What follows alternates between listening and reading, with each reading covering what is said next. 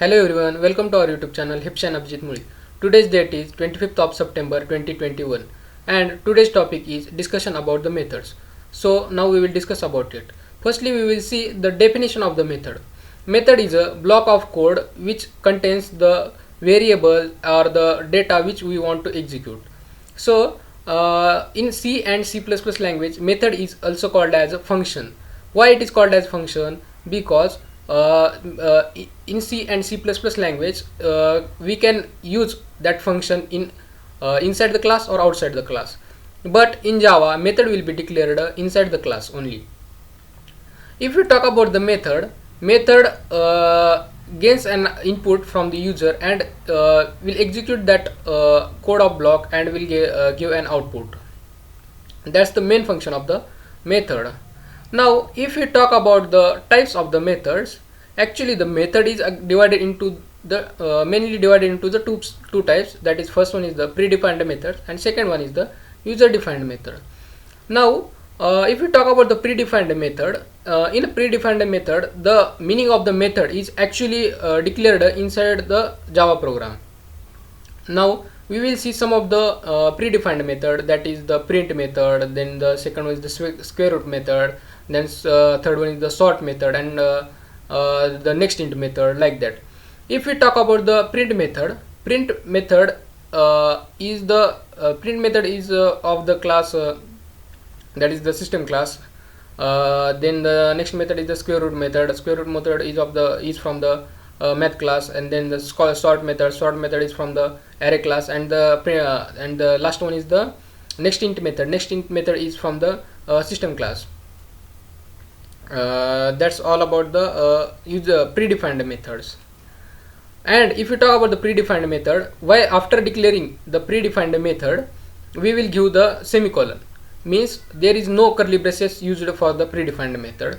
Now if we talk about the user defined method, we will, in a user defined method, we will declare that methods by the user, means according to our use we will declare the name of that method. And if you talk about the user defined method, in user defined method there will be curly braces are present and no semicolon after the end of the name of that method. And what output we want to achieve is declared inside the block of that method.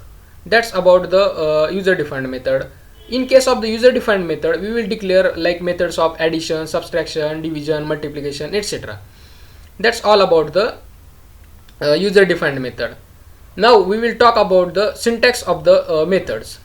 If while declaring a method we can use for declaration of the method, for the declaration of the method we will use access modifier. Also declaration of access modifier is an optional, but the compulsory for declaration of the method, the compulsory point is declaration of the return type and method name, and that the in the curly braces what output we want to achieve is declared inside that curly braces.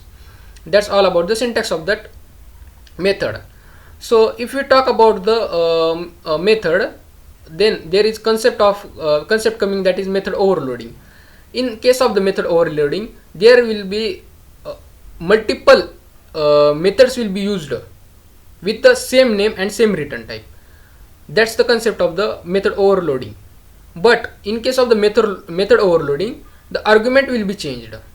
That's the data type of the argument, or the number of the arguments, or the type of the arguments will be changed in every method for achieving the method overloading. That's the concept of the method overloading.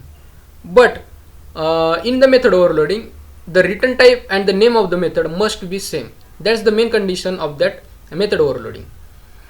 And if we want to achieve, if we want to call one method from the another method, then we will also able to call that method.